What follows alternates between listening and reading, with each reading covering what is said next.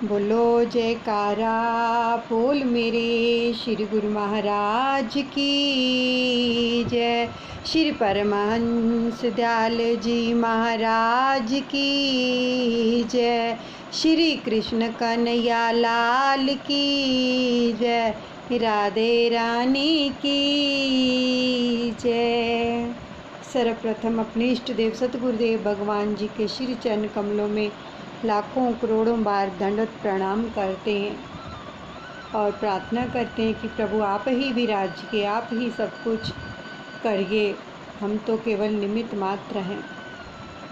कृष्ण कन्हैया के चरणों में, राधा रानी के चरणों में भी दंडवत प्रणाम और अनुचित क्षमा करें, ये फरियाद करते हैं। चतुर्थ स्कंद चल रहा है, आगे का स्कंद श्रवण करेंगे। उससे पहले एकाग्रचित हो जाइए और ये विजुलाइज कर लीजिए कि भगवान हमारे साथ हैं, हम भगवान के हैं और भगवान हमारे हैं।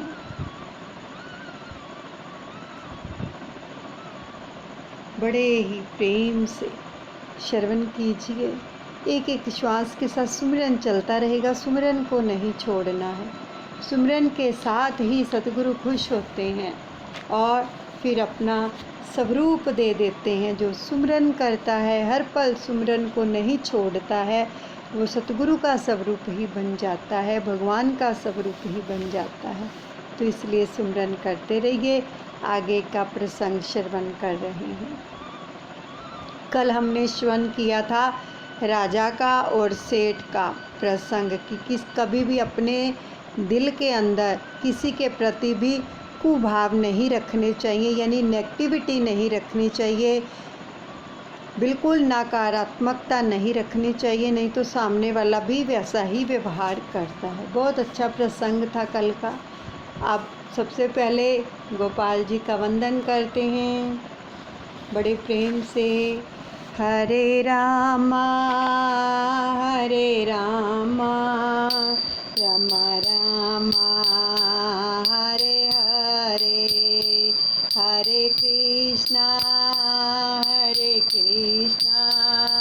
कृष्ण कृष्णा हरे हरे, हरे रामा रामा रामा हरे हरे, हरे कृष्णा कृष्ण कृष्ण हरे हरे। गोविंद जय जय गोपाल जय जय, गोविंद जय जय गोपाल जय जय।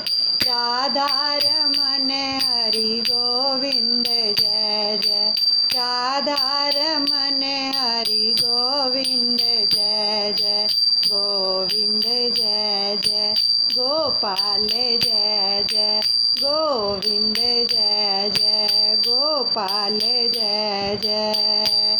हरे रामा रामा रामा हरे हरे, हरे कृष्णा कृष्ण कृष्ण हरे हरे। आगे का प्रसंग श्रवण कर रहे हैं। भाव शुद्धि सबसे बड़ा तप है। मानव जीवन तप के लिए ही है। जगत के किसी भी जीव के प्रति वैर मत रखो। बार बार आ रहा है, देखो भागवत जी में, जगत के किसी भी जीव के प्रति वैर मत रखो। शुद्ध भावना से रहित किया गया सत्कर्म भी किसी काम का नहीं होता है। उससे कई बार धर्म भी अधर्म बन जाता है। सत्कर्म करने में यदि हेतु शुद्ध नहीं हो तो वह सत्कर्म भी पाप बन जाता है। यदि सेवा करते समय हमारे मन के अंदर तर्क वितर्क चल रहे हैं, वाद विवाद चल रहे हैं, तो फिर भी वो क्या है कि वो सत्कर्म भी पाप बन जाता है। इसलिए जो कुछ भी करना है क्या है, शुद्ध भाव से करो। भावना शुद्ध होनी चाहिए, भले थोड़ा करो लेकिन शुद्ध भाव होना चाहिए। दक्ष प्रजापति ने शिवजी के प्रति कुभाव रखा, अतः उसका धर्म अधर्म में बदल गया, उसका यज्ञ उसको ही मारने वाला हो गया। तो प्रत्येक मनुष्य के प्रति सद्भाव रखने से कार्य सफल होता है, सबका कल्याण हो, यही सत्य और सत्य कार्य है। अनेक में एक का दर्शन करना ही सबसे उत्तम है। एक ब्राह्मण यदि रास्ते में किसी स्त्री को देखकर उसमें लक्ष्मी की भावना करेगा तो इससे उस स्त्री में बसे हुए अंतर्यामी ईश्वर उसको आशीर्वाद देंगे, जबकि एक कामी पुरुष काम भाव से उस स्त्री को देखेगा तो इस स्त्री में बसा हुआ परमात्मा उसे शाप देगा। सभी से ईश्वर भाव रखो। यदि तुम सबसे ईश्वर भाव रखोगे तो दूसरे भी तुमसे ईश्वर भाव ही रखेंगे। कई बार धर्म भी अधर्म बन जाता है, उसका कारण ये है कि धर्म करने वाला सब में समभाव नहीं रखता। तो सब में समभाव रखना ही सबसे उत्तम धर्म है।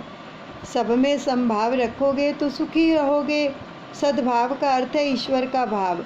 सब में जो ईश्वर का भाव रखता है वह सुखी होता है, उसका धर्म भी सफल होता है। किसी भी जीव के कुभाव करने वाले का धर्म सफल नहीं होता।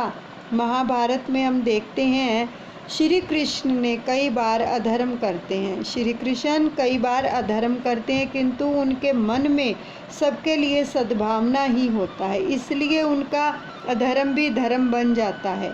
सब में सद्भाव रख कर किया हुआ अधर्म भी धर्म बन जाता है। महाभारत के कर्ण पर्व में और द्रोण पर्व में इस विषय में दृष्टांत मिलते हैं। कर्ण पर्व में कहा गया है, बड़े ध्यान से इसको श्रवण करेंगे इस प्रसंग को, बहुत ही उत्तम प्रसंग है ये। कर्ण पर्व में कहा गया है कि जिस समय कर्ण अपने रथ का पहिया जमीन से निकाल रहा था तो निशस्त्र था, यानी उसने कोई शस्त्र धारण नहीं किया हुआ था, धनुष बाण वगैरह। तो इस समय भगवान ने अर्जुन से कहा कि तुम इस कर्ण को मार। तो कर्ण कहता है, युद्ध शास्त्र का नियम है कि जब शत्रु निशस्त्र हो तो उस पर प्रहार ना करो, अतः अर्जुन को मुझ पर प्रहार नहीं करना चाहिए। तब श्री कृष्ण कर्ण से कहते हैं, कर्ण तुमने आज तक धर्म का कितना पालन किया है? तुमने स्वयं तो धर्म का पालन किया नहीं है और दूसरों को धर्म पालन करने का उपदेश देते हो। भरी सभा में द्रौपदी का अपमान किया गया, उस समय तुम्हारा धर्म कहाँ गया था? इस प्रकार द्रोण पर्व में कथा आती है कि द्रोणाचार्य पांडव सेना का विनाश कर रहे थे। गुरु द्रोणाचार्य, श्री कृष्ण ने सोचा यह बुढ़ा मरेगा नहीं तो अनर्थ होगा। इतने में अश्वत्थामा का नाम का हाथी मारा गया, अश्वत्थामा नाम का हाथी मारा गया और द्रोणाचार्य के पुत्र का नाम भी अश्वत्थामा था। तो श्री कृष्ण ने सोचा कि यदि द्रोणाचार्य को कहा जाए कि तुम्हारा पुत्र मारा गया है तो पुत्र के शोक के कारण ये युद्ध बंद कर देंगे। यह सोचकर उन्होंने घोषणा करवा दी कि अश्वत्थामा मारा गया। तो द्रोणाचार्य ने सोचा कि बेटा तो मार दिया गया है, अब युद्ध क्यों करूं? परंतु यदि धर्मराज युधिष्ठिर कह दे कि अश्वत्थामा मार दिया गया है तो मैं सच मान लूँ। तो युधिष्ठिर से भगवान कहते हैं, बोलो अश्वत्थामा मारा गया। श्री कृष्ण युधिष्ठिर से कह रहे, क्योंकि युधिष्ठिर कभी झूठ नहीं बोलते थे। लेकिन जब श्री कृष्ण ने कहा कि बोलो युधिष्ठिर कि अश्वत्थामा मारा गया है, तो युधिष्ठिर कहते हैं कि राज्य के लिए मैं असल सत्य कैसे बोलूं, असत्य कैसे बोल दूं? तो भगवान कहते हैं कि दुर्योधन पापी है, वह मरेगा तो सुखी होगा और जीवित रहेगा तो अधिक पाप करेगा और दुखी होगा। जिससे सबका कल्याण हो वही सत्य है। तो द्रोणाचार्य ब्राह्मण होकर भी अधर्मी दुर्योधन की सहायता कर रहे हैं और वे पाप कर रहे हैं, और द्रोणाचार्य अगर युद्ध छोड़ दें तो उनसे ज़्यादा अधर्म नहीं होगा। इसलिए कहता हूँ कि बोलो कि अश्वत्थामा हतः। भगवान ने बहुत आग्रह किया, इसलिए युधिष्ठिर को बोलना पड़ा कि अश्वत्थामा हतः। असत्य बोलने का पाप ना लगे, इसलिए वे उसके बाद बोले कि नरो वा कुंजरो वा, परंतु ये अंतिम शब्द किसी को सुनाई नहीं दिए। तो इससे पहले ही प्रभु ने जोर से शंखनाद कर दिया, अतः ये शब्द किसी को सुनाई नहीं दिए जो उसने एंड में बोले थे कि हाथी मरा है अश्वत्थामा ने। तो दक्ष प्रजापति का यज्ञ रूप धर्म शिवजी के प्रति कुभाव रखकर करने के कारण अधर्म बनकर उसको ही मारने वाला बना। तो दूसरी तरफ श्री कृष्ण का सत्य भाषण रूप अधर्म की सबसे कल्याण के लिए किया गया होने के कारण वह धर्म रूप बन गया। सत्य कर्म करते समय भाव शुद्ध रखो, यानी भाव शुद्ध होने चाहिए आपके, हृदय शुद्ध रखो। शुद्ध भाव रखना ही सबसे बड़ा तप है। इसलिए तो सर्वोत्तम अविरोधेन ब्रह्म कर्म संसार भय यह मंत्र बोलकर प्रत्येक सत्कर्म का आरंभ किया जाता है। सबके प्रति सद्भाव रखो, सबको सद्भाव से देखो। सद्भाव के बिना किया हुआ सत्य कर्म सफल नहीं होता। मैत्रेय जी कहते हैं, मनु भगवान के यह 3 कन्याएं हुई, और एक आकृति, दूसरी देवहूति और तीसरी प्रसूति। देवहूति की शादी तो कर्दम के साथ हुई थी, तो उसकी 9 कन्याएं हुई थी, और उन 9 कन्याओं का विवाह 9 ब्रह्म ऋषियों के साथ हुआ था। प्रसूति का ब्याह दक्ष प्रजापति के साथ हुआ था। यह सब कथा कह चुके हैं। अब इन कर्दम की कन्याओं के वंश का वर्णन करता हूँ। मरीचि और कला के यहाँ कश्यप और पूर्णिमा नाम के 2 पुत्र पैदा हुए। अत्रि की पत्नी अनसुईया के यहाँ दत्तात्रेय और दुर्वासा और चंद्रमा नाम के 3 पुत्र हुए। वे अनुक्रम से विष्णु, शंकर और ब्रह्मा के अंश से उत्पन्न हुए हैं। और विदुर जी पूछते हैं कि इन सर्वश्रेष्ठ देवों ने अत्रि मुनि से के यहाँ क्या करने की इच्छा से अवतार लिया था, यह कथा कहिए। तो मैत्रेय जी कहते हैं, दत्तात्रेय अत्रि के घर आए हैं। पुरुष यदि अत्रि जैसा तपस्वी बने और स्त्री अनसुईया जैसी तपस्विनी बने, तो आज भी उनके घर दत्तात्रेय आने को तैयार है। और वह अत्रि सत्व, रज और सम इन तीनों गुणों का जो नाश करे और निर्गुणी बने, वह अत्रि है। सत्व, रज और तम इन 3 गुणों में जीव मिल गया है। इन 3 गुणों से जीव को अलग होना है। तर्जनी उंगली जीव भाव बताती है, अभिमान बताती है। जीव में अभिमान प्रधान है। 5वीं उंगली सत्वगुण है। अंगूठा ब्रह्मा है। इसलिए पुष्टि संप्रदाय में प्रभु को तिलक अंगूठे से लगाया जाता है। वेद में ब्रह्मा का नित्य कहकर वर्णन किया गया है। इस जीव ब्रह्मा का संबंध सतत होना चाहिए। इन 3 गुणों में जीव मिलता है, और इन 3 गुणों को छोड़कर ब्रह्मा संबंध करना, जो त्रिगुणातीत ब्रह्म स्वरूप को प्राप्त हुआ है, वह अत्रि है। शरीर में जो तमोगुण है उसे रजोगुण से मारो, दूर करो। रजोगुण को सत्वगुण से मारो, और रजोगुण काम और क्रोध का जनक है। सत्य कर्म से सत्वगुण बढ़ता है। सत्वगुण भी बंधन करता है, इसमें भी थोड़ा अहम भाव रह जाता है। अतः अंत में सत्वगुण से ही सत्गुण को मारना है। सत्वगुण का भी त्याग करना है और निर्गुण होना है। यदि जीव अत्रि हो तो उसकी बुद्धि अनसुईया हो। अनसुईया से रहित बुद्धि ही अनसुईया है। बुद्धि में सबसे बड़ा दोष अनसुईया मत्सर है। दूसरों का भला देखकर ईर्ष्या करना, जलना, यही अनसुईया का मत्सर है। दूसरों के दोषों का विचार श्री कृष्ण दर्शन में विघ्न करता है। यानी कि जो दूसरों के दोषों को ही हमेशा देखते रहते हैं कि इसमें ये कमियां हैं, ये बुराइयां हैं और उनकी चर्चा करते रहते हैं, तो वो कृष्ण दर्शन में विघ्न करता है।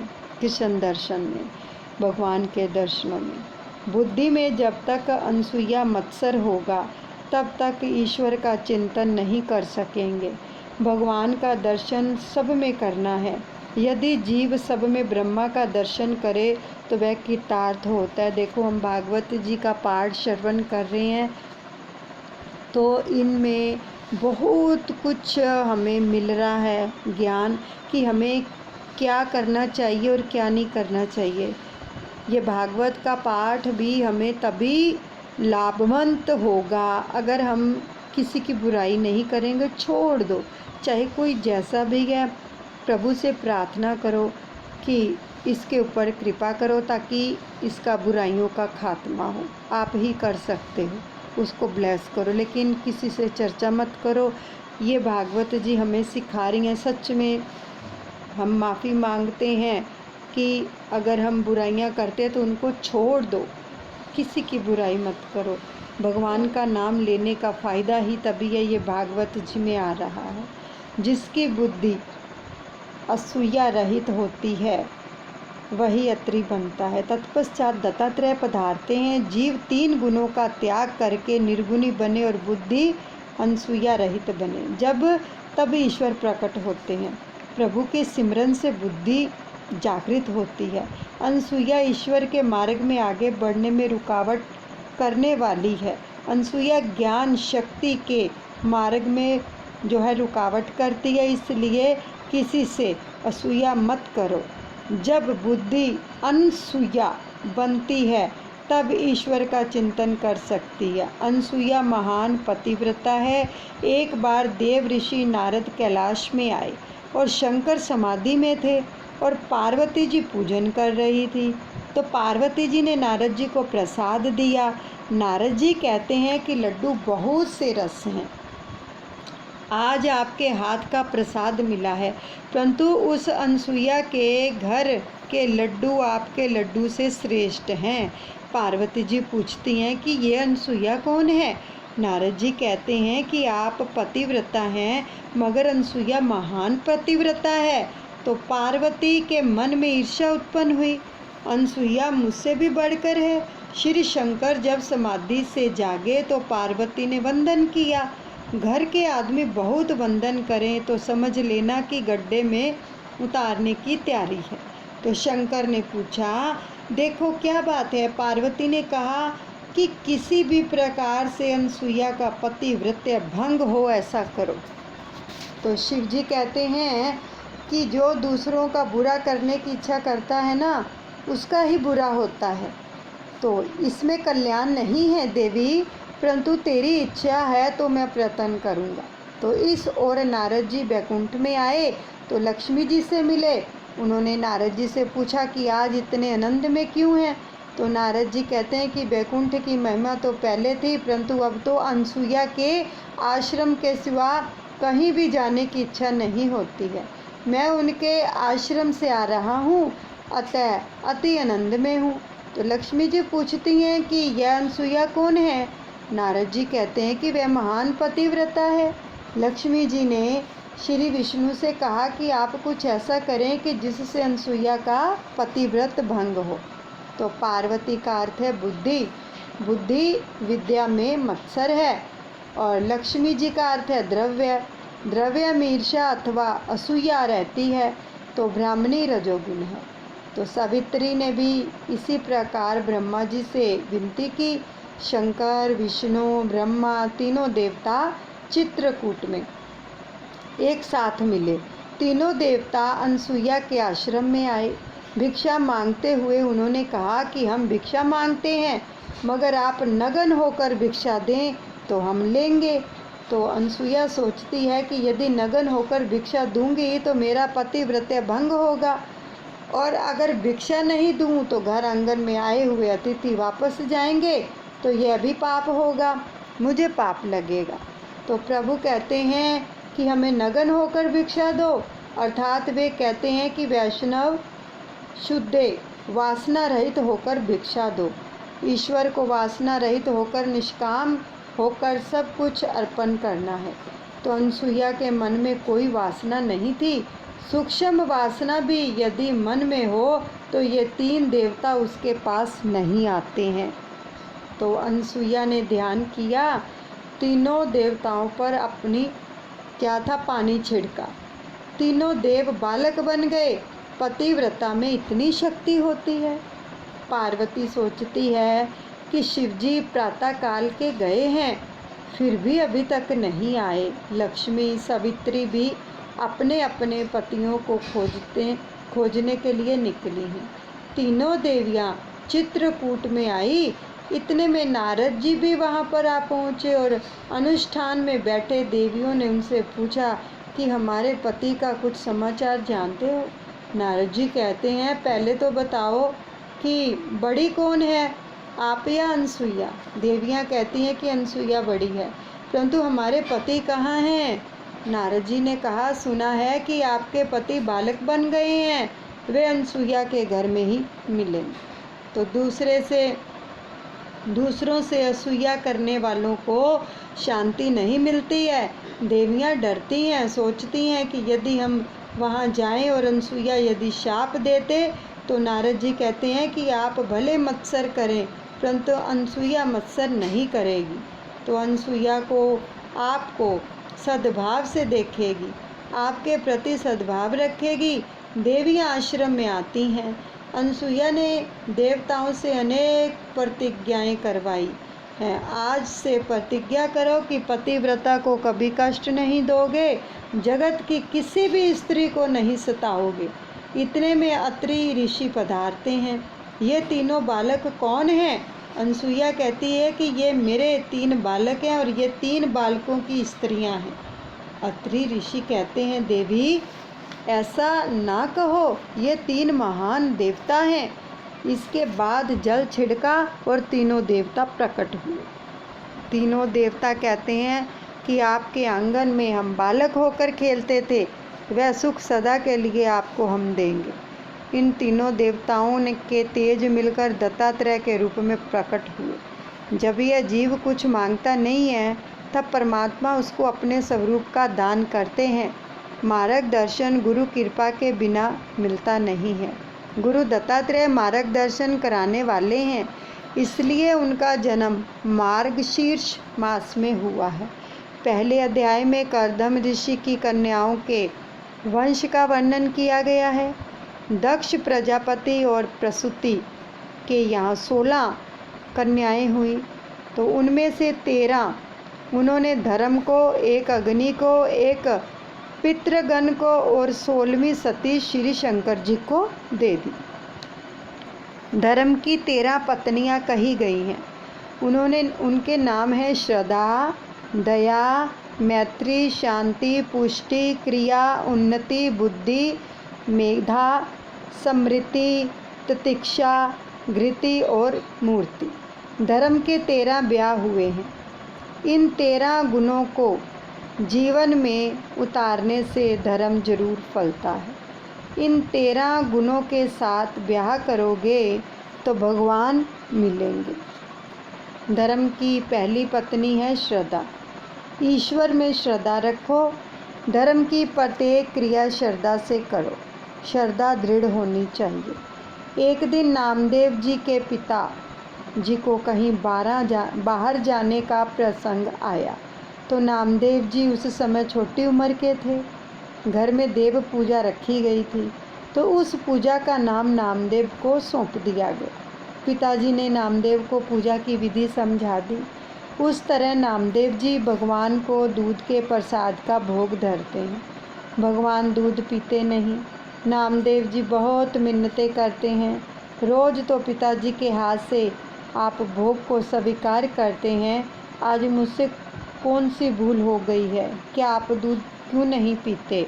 तो पिताजी ने नामदेव से कहा था कि भगवान विट्ठलनाथ शर्माते हैं, तो उनको मनाना पड़ता है।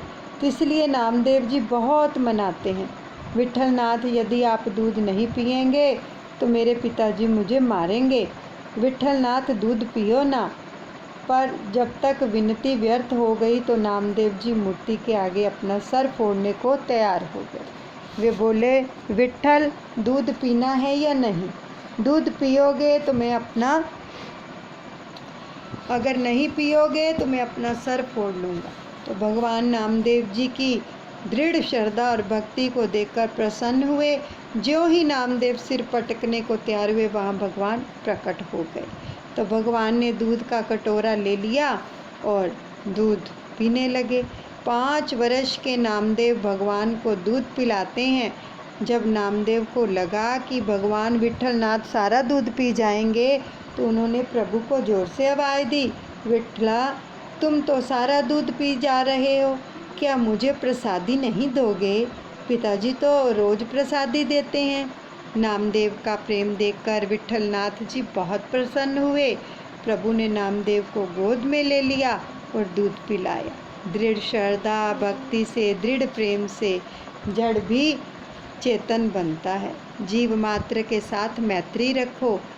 श्रीधर स्वामी ने कहा है, सबके साथ मैत्री रखना तो शक्य नहीं है, पर यदि सबके साथ मैत्री ना हो सके तो कोई हर्ज भी नहीं है, मगर किसी के साथ वैर मत रखो। अगर मित्रता नहीं रख सकते तो वैर मत रखो, उसके प्रति सोचो ही ना कुछ भी। किसी से वैर ना करना भी मैत्री करने के समान है। धर्म की 13वीं पत्नी है मूर्ति और उनके घर नर नारायण प्रकट हुए। नारायण के माता पिता मूर्ति और धर्म है। मूर्ति से प्रेम रखो। जो मूर्ति को माता और धर्म को पिता मानेंगे, उनके यहाँ नारायण का जन्म होगा। बद्री नारायण भगवान साल में एक बार मूर्ति देवी से मिलने के लिए आते हैं। धर्म पिता है और मूर्ति माता है। यदि धर्म का बराबर पालन करोगे तो तुम्हारे घर नारायण प्रकट होंगे। दक्ष प्रजापति की छोटी कन्या सती का विवाह शिवजी के साथ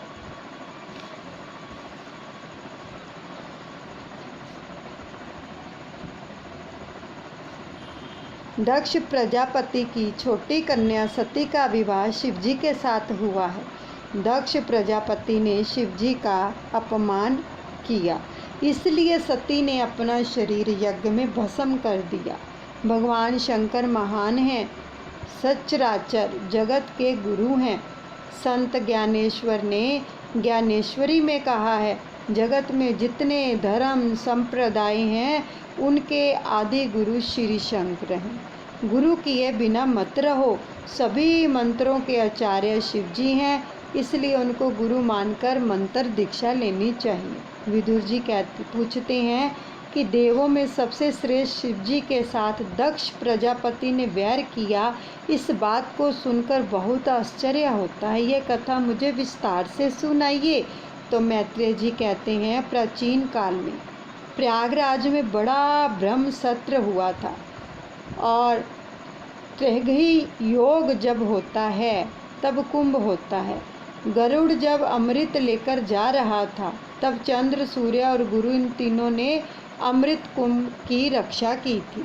तो ज्ञान और भक्ति जब मिलते हैं तब मानव समाज में सुख और शांति होती है। प्रयागराज में बड़ा ब्रह्म सत्र हुआ। सभा में शिवजी अध्यक्ष के स्थान पर थे। उस समय दक्ष प्रजापति वहां आए।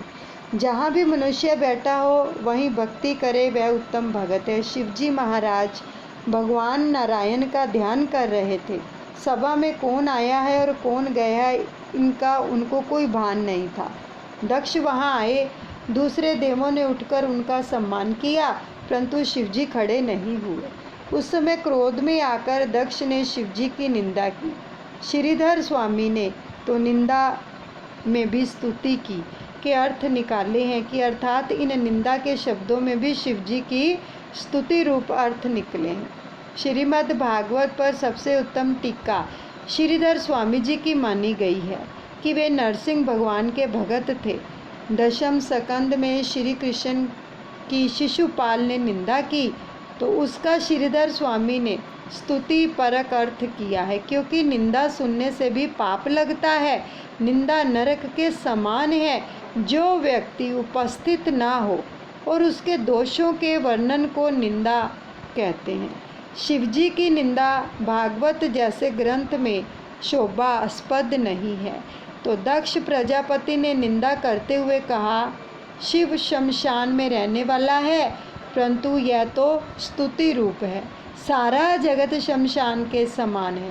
काशी महान शमशान है, देह भी शमशान है, घर भी शमशान है। इस प्रकार शमशान का अर्थ है सारा जगत, अर्थात शिवजी संसार की हर एक जीव में विराजे हुए हैं। सारा जगत शमशान स्वरूप है और शिवजी जगत के प्रत्येक पदार्थ में व्यापक हैं, इसलिए वे व्यापक ब्रह्म रूप हैं। जगत की प्रत्येक चीज में शिव तत्व है, ब्रह्म तत्व व्यापक है। भगवान शंकर आशुतोष हैं। शिवजी के दरबार में हरेक को प्रवेश मिलता है। ऋषि, देव, दानव और भूत पिशाच भी आते हैं। शिवजी का दरबार सबके लिए खुला ही रहता है। शिवजी का दरबार सबके लिए यदि खुला ना हो तो ये बेचारे भूत पिशाच कहाँ जाएंगे। राम के दरबार के दरवाजे पर हनुमान जी गदा लेकर खड़े रहते हैं। जिसने भी मेरे राम जी की तरह भाई पर प्रेम रखा हो, राम जी की तरह मर्यादा का पालन किया हो, पर स्त्री को माता समान माना हो, उसे ही अंदर जाने का अधिकार है। राम जी की प्रत्येक मर्यादा का पालन करोगे तो राम जी के दरबार में प्रवेश मिलेगा। इस प्रकार का बर्ताव ना हो कि हनुमान जी गदा मारकर बाहर निकाल देते हैं। राम जी राजाधिराज हैं, उनके दर्शन रात्रि के 12 बजे के बाद नहीं होते हैं। शिवजी के दर्शन जिस समय चाहो उसी समय हो सकते हैं। शिवजी कहते हैं कि तुझे जब भी समय मिले तब आ, मैं ध्यान धर कर बैठा हूँ। कृष्ण के दरबार की बात दशम स्कंद में आती है। कन्हैया कहता है कि मेरे दरबार में आना हो तो साड़ी पहननी पड़ेगी, नाक में बाली पहननी पड़ेगी। वह कहता है कि मेरे दरबार में आना हो तो गोपी बनो, गोपी बनकर आओगे तो मेरे दरबार में प्रवेश मिलेगा। और जिसकी अपेक्षा कम होती है वह उदार बन सकता है। एक बार कुबेर भंडारी शिवजी से पूछते हैं कि आपकी क्या सेवा करूं? शिवजी कहते हैं, जो दूसरों के पास से सेवा मांगता है और लेता है वह वैष्णव नहीं है। दूसरों की सेवा करता है वही वैष्णव है। मेरी तरह नारायण नारायण करो। माताजी ने कुबेर से कहा कि मेरे लिए स्वर्ण महल बना दो। पार्वती माता ने कहा तो कुबेर ने स्वर्ण महल बना दिया और वास्तु पूजा किए बिना तो महल में प्रवेश नहीं किया जा सकता था। उन्होंने बनवा तो दिया। वास्तु पूजा के लिए रावण को बुलाया गया। रावण ने वास्तु पूजा करवाई और शिवजी ने रावण से कहा जो मांगना है मांग लो। तो रावण कहता है कि वह अपना महल मुझे दे दो। पार्वती जी कहती हैं, मैं जानती थी कि ये लोग कुछ भी रहने नहीं देंगे। मांगने वाले को नहीं देना मरण के समान है। शिवजी ने स्वर्ण महल रावण को दे दिया और रावण जैसा कोई मूर्ख नहीं हुआ। रावण ने कहा, महाराज महल तो बहुत सुंदर दिया है, अब इस पार्वती को भी मुझे दे दो। शिवजी ने कहा, तुमको ज़रूरत हो तो ले जाओ, जगत में ऐसा दानवीर कोई नहीं हुआ। रावण माता जी को कंधे पर बिठाकर ले जा रहा है। पार्वती जी ने श्री कृष्ण का स्मरण किया। श्री कृष्ण ग्वाल बनकर मार्ग में आए। उन्होंने रावण से पूछा कि तुम किसे लिए जा रहे हो? तो रावण ने बोला, शंकर भगवान ने मुझे पार्वती दे दी है। श्री कृष्ण ने कहा, तू कितना भोला है, शिवजी क्या तुझे पार्वती दे देंगे? असल पार्वती को तो वे पाताल में छिपा कर रखते हैं। यह तो तुमको पार्वती की दासी दे दी है, दासी देकर तुमको बहला दिया है। असल में पार्वती के देह में से तो कमल की सुगंध आती है, इसके शरीर में से क्या सुगंध आती है? रावण दुविधा में पड़ गया। तो पार्वती जी की रावण के साथ जाने की इच्छा नहीं थी, तो उन्होंने शरीर में से दुर्गंध निकाली। रावण ने उसी जगह पार्वती को छोड़ दिया। रावण चला गया। बाद में प्रभु ने उसी जगह माता जी की स्थापना की, वही दैत्यायनी देवी है। दक्ष बोला, शिव स्वैरचारी तथा गुणहीन है। प्रकृति में कोई भी गुण शिव जी में नहीं है प्रकृति के, अतः वे निर्गुण ब्रह्मा विधि निषेधातीत परमात्मा है। शास्त्र की प्रवृत्ति, विधि निषेध की प्रवृत्ति अज्ञानी जीव के लिए, शिव जी के लिए नहीं है। दक्ष प्रजापति ने कहा कि आज से किसी भी यज्ञ में दूसरे देवों के साथ शिव को आहुति नहीं दी जाएगी। श्रीधर स्वामी ने अर्थ किया कि सब देवताओं के साथ नहीं, शिव जी सभी देवों से श्रेष्ठ हैं, अतः महादेव हैं। इत्र देवों से पहले शिव जी को आहुति दी जाएगी और यज्ञ के बाद जो बचेगा वह भी जो है समाप्ति में शिव जी को दिया जाएगा। शिव पुराण में कथा है कि शंकर और पार्वती की शादी हो रही थी तो विवाह के समय 3 पीढ़ी का वर्णन करना पड़ता है। शिव जी से कहा गया था कि अपने पिता का नाम बताइए, तो शिव जी सोच में पड़ गए कि मेरा पिता कौन है। महारुद्र शिव का जन्म नहीं है। नारद जी ने कहा, बोलो मेरे पिता ब्रह्मा हैं। तो शिव जी ने कहा, मेरे पिता ब्रह्मा हैं। फिर पूछा गया कि तुम्हारे दादा कौन हैं। शंकर बोले, विष्णु दादा हैं। फिर पूछा गया कि आपके परदादा कौन है। यह सुनकर शिव जी बोले, मैं ही सबका परदादा हूँ। तो शिव महादेव हैं, शिव जी महादेव हैं। सूत जी वर्णन करते हैं, राजन, शिव जी के मस्तक में ज्ञान रूपी गंगा थी और निंदा सुनकर भी सहन कर ली। शंकर के मस्तक में ज्ञान गंगा है, श्री कृष्ण के चरणों में ज्ञान गंगा है, अतः वे शिशुपाल की निंदा सहन करते हैं। प्रतिकार करने की शक्ति होने पर भी जो सहन करता है वही महापुरुष है, वह धन्य है। जिसके सिर पर ज्ञान गंगा हो वही निंदा सहन कर सकता है। निंदा सहना बहुत कठिन है। निंदा सहन करोगे तो प्रगति कर सकोगे। जो कलह बढ़ाता है वह वैष्णव नहीं है। अतः शिवजी सभा में एक भी शब्द नहीं बोले और सभा में नंदीकेश्वर विराजे थे। उनके यहाँ से सब नहीं सहा गया तो उन्होंने दक्ष को 3 श्राप दिए। जिस मुख से तूने निंदा की है वह तेरा सिर टूट जाएगा, तेरे सिर के बदले में बकरे का सिर लगाया जाएगा और तुझको ब्रह्म विद्या कभी प्राप्त नहीं होगी। शिवजी की निंदा करने वाले को कभी मुक्ति नहीं मिलती। शिव तत्व को छोड़ने वाली बुद्धि को संसार में भटकना पड़ता है, उसे दुख होता है और कभी शांति नहीं मिलती। शिव निंदा करने वाला काम का विनाश नहीं कर सकता। शिवजी कहते हैं, तुम क्यों शाप दे रहे हो? शिवजी ने सोचा, मैं नहीं बोलूँगा तो नंदीकेश्वर दूसरे देवों को भी शाप देंगे। तुरंत ही वे कैलाश आ गए। शिवजी ने मन में कुछ नहीं रखा, सती से कुछ नहीं कहा। भूतकाल का जो विचार करता है उसे भूत ने घेर रखा है, ऐसे ही समझना चाहिए। और इसके बाद दक्ष ने कनखल क्षेत्र में यज्ञ का आरंभ किया। उसने ऐसा दुर्ग्रह किया कि यज्ञ में विष्णु की तो पूजा करूँगा किंतु शिवजी की पूजा नहीं करूँगा। देवों ने उससे कहा कि तेरा यह यज्ञ सफल नहीं होगा, फिर भी दुराग्रह ने उससे यज्ञ किया ही। जिस यज्ञ में शिवजी पूजा ना हो वहाँ शिव जो है विष्णु भी नहीं पधारते और ब्रह्मदादिची भी यज्ञ में नहीं आए। कुछ देवता कलह देखने में आनंद आएगा ऐसा सोचकर उधर जाने को निकले। विमान में बैठकर देवता जा रहे हैं। सती ने इस विमान को देखा, इन विमानों को।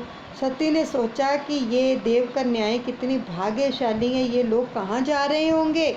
एक देव कन्या ने कहा, आपके पिता के यहाँ यज्ञ है, हम वहाँ पर जा रहे हैं। तो क्या आपको मालूम नहीं है? उन्होंने कहा, क्या आपको आमंत्रण नहीं आया, नहीं दिया गया? दक्ष ने द्वेष बुद्धि से शिवजी को आमंत्रण नहीं दिया था।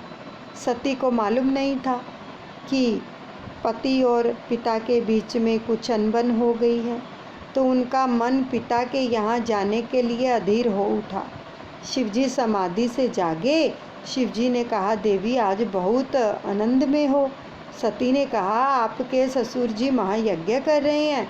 शंकर ने कहा, देवी इस संसार में किसी के घर विवाह तो किसी के घर मरण, संसार दुख से भरा हुआ है।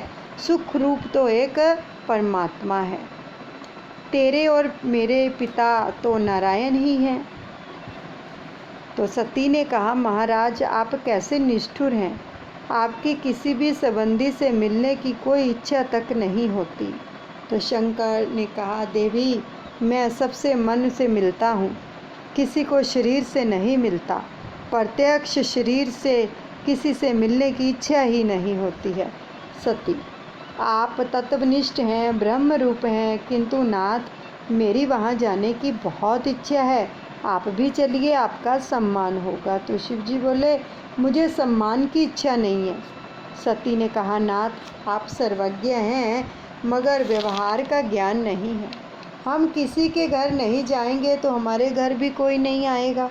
शिवजी ने कहा, बहुत अच्छा, कोई नहीं आएगा तो बैठे बैठे राम राम करेंगे। सती ने कहा, बुरा ना मानो तो कहूँ, कन्या को मायके में जाने से कितना सुख मिलता है, इसका आपको ज्ञान नहीं है। आप यदि कन्या हो जाएं और आपका विवाह हो, तभी आपको मालूम हो कि कन्या को मायके जाने में कितना आनंद मिलता है, तो आपको आना ही पड़ेगा। शिवजी, देवी जगत में भटकने से शांति नहीं मिलती है, एक जगह बैठकर प्रभु को खुश करो। मन में जब तक जड़ पदार्थ या दूसरा जीव रहता है, तब तक परमात्मा वहाँ नहीं आते हैं। बहुत भटकने वालों का मन और बुद्धि बहुत भटकती है। सती अर्थात बुद्धि शंकर भगवान को छोड़कर जाती है तो बहुत भटकती है। शिवजी कहते हैं कि तेरे पिता ने मेरा अपमान किया है, वहाँ जाने में कोई भलाई नहीं है। सती ने कहा, नाथ आपकी कुछ भूल हुई होगी, मेरे पिता मूर्ख नहीं है कि बिना कसूर आपको अपशब्द कहेंगे। तो शिवजी ने कहा, मैंने उनका कोई अपमान नहीं किया। शिवजी ने यज्ञ प्रसंग कह सुनाया। सती चरित्र में पितृ स्नेह और पति निष्ठा की खींचतान है। सती ने कहा, आपने मेरे पिता को क्यों मान नहीं दिया? शिवजी कहते हैं, मैंने तेरे पिता को मन से मान दिया था, मैं कभी किसी का अपमान नहीं करता। सती ने कहा, यह तो वेदांत की परिभाषा लगती है। मेरे पिता के अंतर में बसे हुए वासुदेव को अपना वंदन की थी, यह मेरे पिता को कैसे मालूम होता? आप यह बात अब भूल जाएं। शिवजी ने कहा, देवी मैं भूल गया हूँ, मगर तेरे पिता अब तक नहीं भूले हैं। तो शिवजी ने सती को बहुत समझाया कि जहाँ मुझे मान नहीं मिलता है, वहाँ जाने से तेरा भी अपमान होगा। तू माननी है, अपमान सहन ना कर सकेगी, वहाँ मत जा, अनर्थ होगा। सती ना मानी।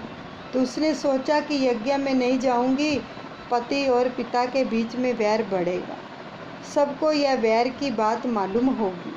तो उसने सोचा कि मैं वहाँ जाकर पिताजी से कहूँगी कि मैं तो बिना आमंत्रण के ही आ गई हूँ, किंतु मेरे पति नहीं आएंगे, अतः भाई को उनको बुलाने के लिए भेज दो। पिता पति के बीच में जो वैर उत्पन्न हो गया है, उसे मैं शांत करूँगी। आज पति की आज्ञा के विरुद्ध पिता के घर जाऊँगी। सती ने घर छोड़ा। जिस घर में झगड़ा हुआ हो, उस दिन घर छोड़ना नहीं चाहिए। जो घर छोड़ता है वह बाहर सुखी नहीं हो सकता। घर में अगर किसी भी प्रकार का झगड़ा हो तो घर छोड़कर नहीं जाना चाहिए, अपने घर में ही रहना चाहिए। शिवजी ने सोचा सती जा रही है और अब वापस नहीं आ सकेगी, जाने दो, किंतु वह अकेली जाए यही ठीक नहीं है। शिवजी ने अपने गणों को आज्ञा दी कि तुम भी साथ जाओ। सुखदेव जी वर्णन करते हैं, राजन शिवगण आ गए तो उन्होंने कहा, माँ तुम चलकर जाओ, यह ठीक नहीं है। सती नंदीकेश्वर पर सवार हो गई। शिवजी ने सती की साड़ी आदि चीज़ें गठरी में बांध ली। यह शिव और सती का अंतिम मिलन था। शिवजी ने सोचा, सती की कोई चीज़ यहाँ रहेगी तो मेरे कृष्ण भजन में विक्षेप करेगी, मन में विकार उत्पन्न हो।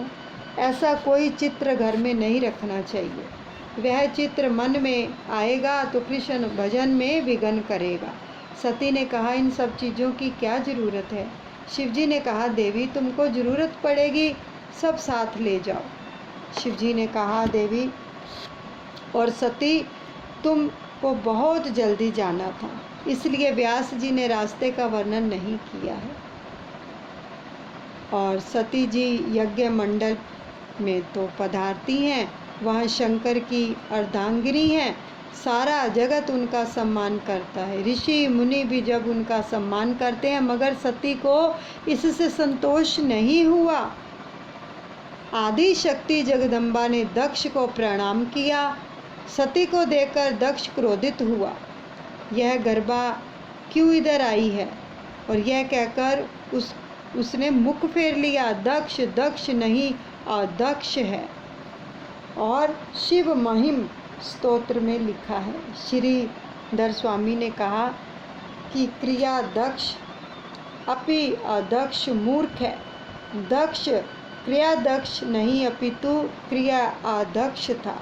सती सोचती है, मेरे पति जी मेरे सामने भी नहीं देखते, लेकिन मेरे पिताजी मेरे सामने भी नहीं देखते हैं, उन्हें प्रणाम भी किया फिर भी नहीं देखा पिता ने, तो मेरी अब यहाँ रहने की इच्छा ही नहीं है, मैं घर जाऊंगी। शिवजी उदार हैं, वे मुझे स्वीकार करेंगे। माता सती यज्ञ मंडप में भ्रमण करती है। सब देवताओं की स्थापना की गई थी, केवल शिवजी की स्थापना नहीं की थी। सती ने देखा कि यज्ञ में सब देवताओं को यज्ञ भोग दिया गया है, परंतु शिवजी को नहीं दिया गया। शिवजी के लिए आसन भी नहीं रखा था। आज ईशान दिशा खाली थी और दक्ष प्रजापति ने सती का अपमान किया, पर यह सती ने सहन नहीं किया। परंतु सती ने अपने पति का अपमान न सह उससे सहा नहीं गया। सती को बहुत दुख हुआ। जगदम्बा क्रोधित हुई, सिर पर बंधी हुई फूलों की वेणी भी छूट गई। यह देखकर देवता माता जी का वंदन करने लगे और बोले, माता जी क्रोध ना कीजिए। सती कहती, आप घबराइए नहीं, अब मैं क्रोध अपने शरीर पर करूँगी। इस शरीर से मैंने पाप किया है, पति की आज्ञा का मैंने भंग किया है, इस शरीर को अब मैं जला दूँगी। सभा में जगदम्बा ने 13 श्लोकों में भाषण दिया। अरे तेरे जैसा विस्मी शिव तत्व को क्या जानेगा? जो शरीर को आत्मा मानता है वह शिव तत्व को क्या जाने। बड़े बड़े देवता शिव के चरणों का आश्रय लेते हैं। शिव कृपा के बिना कृष्ण भक्ति सफल नहीं होती और प्रवृत्ति निर्वृत्ति से परे होकर स्वरूप में मगन रहने वाले शिवजी पर ब्रह्म परमात्मा हैं। मुझे दुख हो रहा है कि शिव निंदा करने वाले दक्ष की पुत्री हूँ। सती उत्तर दिशा के प्रति मुख रख कर बैठी है। देह को छोड़ने के लिए योग मार्ग में स्थित होकर बैठी है। शिवजी का ध्यान करते करते उन्होंने शरीर में अग्नि तत्व की भावना की है। अंदर से क्रोधाग्नि बाहर आई, शरीर जलने लगा। आदि शक्ति जगदम्बा का अपमान हुआ, अब दक्ष का कल्याण नहीं। नारद जी कैलाश में शिवजी के पास पधारे हैं। भगवान शंकर सनकादिक ऋषियों को ब्रह्म विद्या का उपदेश कर रहे हैं। नारद जी कथा में बैठे हैं। वे सोच रहे हैं कि शिवजी कैसे भोले हैं। सती ने शरीर को जला दिया, फिर भी उनको दुख नहीं हुआ। नारद जी रो रहे हैं। वे शिवजी से कह रहे हैं, आप निष्ठुर हो गए हैं, आपका अपमान हुआ है वह सती से नहीं सहा गया। सती ने अपनी देह जला डाली है। आदि शक्ति का नाश नहीं होता। सती अदृश्य रूप में शिव से मिल गई है। आगे का प्रसंग कल श्रवण करेंगे। हरे रामा रामा रामा हरे हरे, हरे कृष्णा कृष्ण कृष्ण हरे हरे, राधे राधे श्यामा श्यामा, राधे राधे श्यामा श्यामा। गोविंद जय जय गोपाल, जय जय गोविंद जय जय गोपाल, जय जय राधा रमन हरि गोविंद, जय जय बोलो राधा रमन हरि गोविंद, जय जय गोविंद जय जय गोपाल, जय जय। बोल गए सतगुरुदेव भगवान की जय। कृष्ण कन्हैया लाल की जय। राधे रानी की जय। सभी प्रभु के चरणों में अर्पण करते हैं। प्रभु सबका मंगल करें।